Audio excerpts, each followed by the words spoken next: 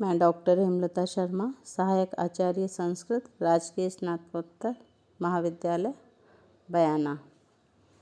आज हम संस्कारों के द्वितीय भाग का अध्ययन कर रहे हैं। पूर्व में हमने संस्कार शब्द की व्युत्पत्ति, उसके पर्याय और प्राककालीन संस्कारों के विषय में अध्ययन किया था। तो संस्कार शब्द समुपसर्ग पूर्वक क्री धातु से घय प्रत्यय करने पर निष्पन्न होता है। मुख्य रूप से संस्कार का अर्थ शुद्धि की धार्मिक क्रियाओं तथा व्यक्ति के दैहिक, मानसिक और बौद्धिक परिष्कार के लिए किए जाने वाले अनुष्ठान से है, जिससे वह समाज का पूर्ण विकसित सदस्य बन सके। हिंदू संस्कारों का उद्देश्य केवल औपचारिक दैहिक संस्कार ही न होकर संस्कारीय व्यक्ति के संपूर्ण व्यक्तित्व का परिष्कार, शुद्धि और पूर्णता से है।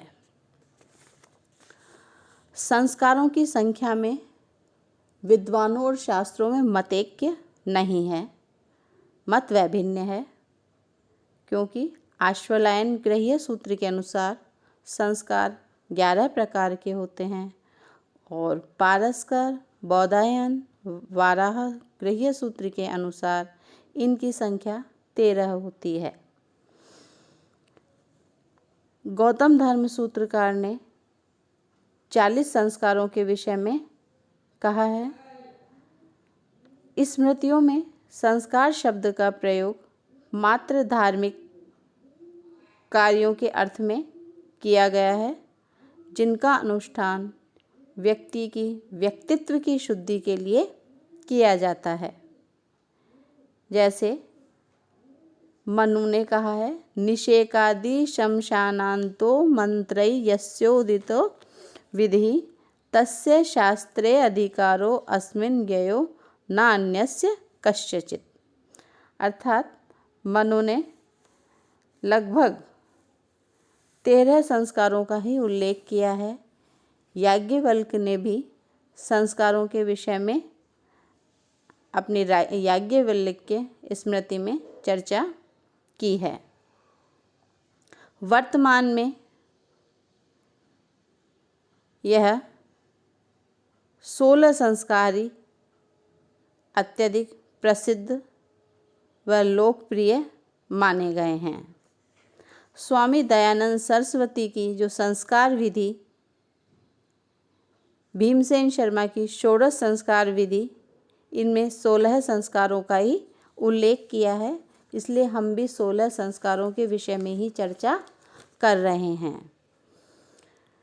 व्यास ने 16 संस्कारों का क्रम इस प्रकार से कहा है। गर्भाधानम पुंसवनम सीमंतो जातकर्म च नाम क्रिया निष्क्रमणे अन्नाशनम वपन क्रिया कर्णवेदो वृतादेशो वेदारंभ क्रिया विधि केशांत स्नानम उद्वाहो विवाहाग्नि परिग्रह त्रेताग्नि संग्रहिश्चेति संस्काराः षोडश स्मृतः। ये व्यास स्मृति में मिलेगा। अब हमने पूर्व में इन षोडश संस्कारों में से जन्म से पूर्व के गर्भाधान संस्कार, पुंसवन संस्कार और सीमंतोन्नयन संस्कार के विषय में अध्ययन कर लिया था। आज हम बाल्यावस्था के संस्कारों के विषय में अध्ययन कर रहे हैं। तो सर्वप्रथम जातकर्म संस्कार। जन्म के समय नाल काटने के पहले यह संस्कार संपन्न होना चाहिए, ऐसा कहा गया है। वीर मित्रोदय में कहा है, प्रांग नाभि वर्धनात् पुंसो जात कर्म विधीयते मंत्रतः प्राशनश्चास्य हिरण्य मधु सर्पिशाम। अर्थात मंत्रों के साथ शिशु को स्वर्ण शलाका से मधु, दही और घृत चटाया जाता है। इन तीनों का योग बच्चे के मानसिक विकास में सहायक है। इसमें स्वर्ण यह त्रिदोष नाशक है। त्रिदोष वात, पित्त, कफ। मधु यह कफ नाशक और घृत ये सौंदर्य को उत्पन्न करने वाला अर्थात सौंदर्यजनक है। ये मेधा विकसित करने वाला, वीर्य एवं आयुवर्धक व मधुर है। मेधा से तात्पर्य बुद्धि। इस समय जो यज्ञ हवन आदि कार्य किए जाते हैं जिससे वातावरण की शुद्धि होती है। वाक संबंधी अनुष्ठान से बालक को सारस्वत बनाया जाता है। यह संस्कार शिशु के पिता द्वारा संपादित किया जाता है तथा पिता शिशु को कहता है, अंगात अंगात संभवसी हृदयादधि जायसे आत्मा वै पुत्र नामसी स जीव शरदः शतम। और इसी के साथ वह शक्ति वृद्धि के लिए शिशु को आशीर्वाद भी देता है। आश्मा भव, परशु भव, हिरण्यमय भव। नामकरण 5वां। नामकरण संस्कार का संबंध व्यक्ति की जीवंत अवस्था के साथ साथ मरणोत्तर कालिक अवस्था से भी है। इस संस्कार का फल शिशु के आयु व तेज की वृद्धि एवं लौकिक व्यवहार की सिद्धि के लिए भी आवश्यक है। व्यावहारिक दुनिया में नाम का बड़ा ही महत्व है, चाहे वह कोई प्राणी हो अथवा पदार्थ हो। बिना नाम के उसका कोई अस्तित्व नहीं है। धर्मशास्त्र में नामकरण का महत्व है। वहाँ कहा है वीर मित्रोदय में, नामाखिलस्य व्यवहार हेतु शुभावहम कर्मसु भाग्य हेतु नामनैव कीर्ति लभते मनुष्यः ततः प्रशस्तं खलु नामकर्म। इस संस्कार का उद्देश्य सोच विचार कर सुंदर, मांगलिक तथा प्रभावशाली नाम रखने से है। संस्कार प्रकाश के अनुसार नक्षत्र, मास देवता परक तथा कुल देवता परक अथवा लौकिक नाम, ये 4 प्रकार से इनमें से कोई भी एक रखा जाता है। जिनके बच्चे जीवित नहीं रहते वे प्रतीकात्मक अथवा घृणास्पद नाम भी रखते हैं। यह संस्कार जन्म के पश्चात 10वें अथवा 12वें दिन किया जाता है। शिशु का गुह्य अर्थात गुप्त नाम जन्मदिन को ही रखा जाता है। इसके पश्चात निष्क्रमण संस्कार। निष्क्रमण का अर्थ है बहिर्गमन, जिसमें शिशु को घर से प्रथम बार बाहर निकालने से पूर्व संपन्न कराया जाता है। पिता बालक को बाहर ले जाता था और तच्चक्षुर्देव हितम आदि मंत्र के साथ सूर्य दर्शन कराता था। यह ज्योति से संबंधित था। उसमें शक्ति का शुभागमन तथा सूर्य की ऊर्जा किसी भी सजीव पदार्थ के लिए बहुत आवश्यक है। जिस प्रकार पौधे के लिए अर्थात पौधे की वृद्धि के लिए सूर्य का प्रकाश आवश्यक है, उसी प्रकार बच्चे के लिए विटामिन व ऊर्जा की आवश्यकता होती है। इस प्रकार से आयु की वृद्धि हेतु यह संस्कार किया जाता है। कहा भी है, निष्क्रमणाद आयुषो वृद्धिरप्य उपदिष्टा मनीषी भी। इसके पश्चात अन्नप्राशन संस्कार।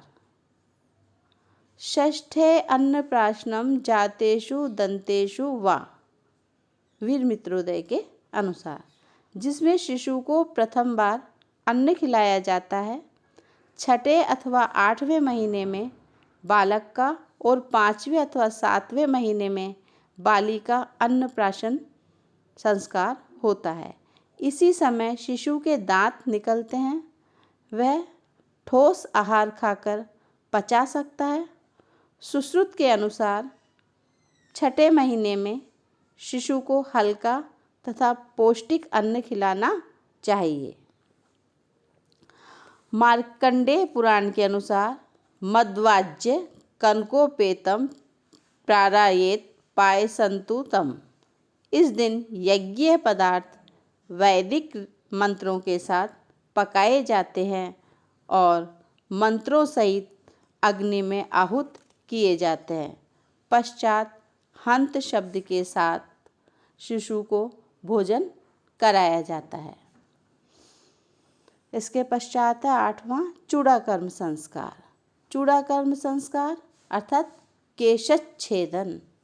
इसको करने से दीर्घायु की प्राप्ति और न करने पर आयु क्षीण होती है, अतः यह आवश्यक संस्कारों की श्रेणी में रखा गया है। इसका उद्देश्य तेन ते आयुषे वपामि सुश्लोकार्य स्वस्थये, आश्वालायन गृह्य सूत्र में इस प्रकार कहा है। वर्तमान में इस संस्कार को मुंडन या जडूला नाम से भी कहा जाता है अथवा जाना जाता है। चूड़ा अर्थात शिखा। इसमें पुरोहित बालक के पिता से संकल्प तथा नवग्रह होम कराता है। नाई द्वारा केश कर्तन होता है। मध्य में एक केश समूह छोड़ दिया जाता है जिसे कभी भी नहीं काटा जाता। इसका कारण जहाँ शिखा रखी जाती है वहाँ मनुष्य का जो शरीर है उसका जो मर्म स्थल है वह होता है और उसी मर्म स्थल की रक्षा हेतु यह केश समूह छोड़ा जाना आवश्यक है। यह संस्कार तृतीय पंचमे वाब्दे चोल कर्म प्रशस्यते।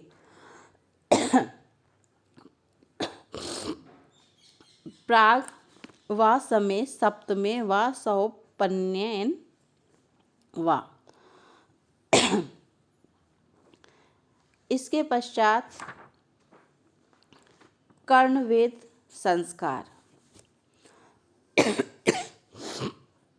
कर्णवेद संस्कार, यह संस्कार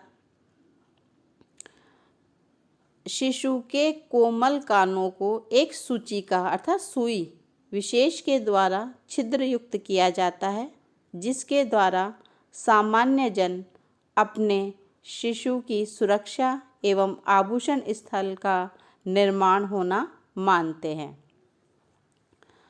शारीरस्थाने ग्रंथ के अनुसार रक्षाभूषणम निमित्तम बालस्य कर्णौ विद्येत।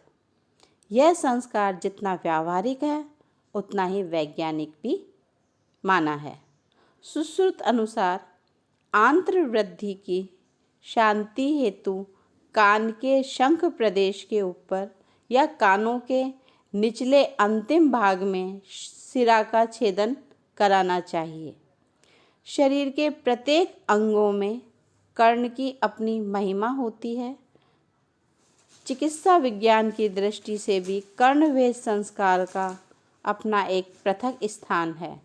हाइड्रोसील नामक रोग से विमुक्ति भी इसी के द्वारा संभव है।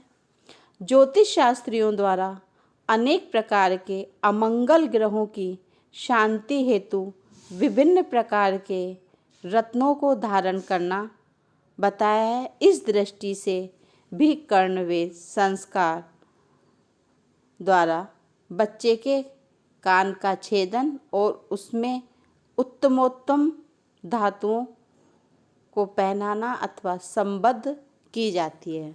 तो इस प्रकार आज हमने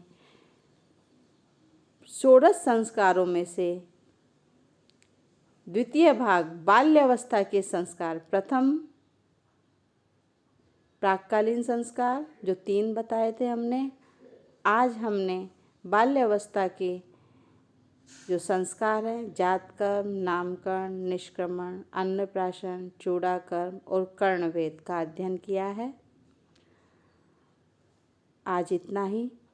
अग्रिम वीडियो में हम शैक्षणिक संस्कारों के विषय में अध्ययन करेंगे। धन्यवाद।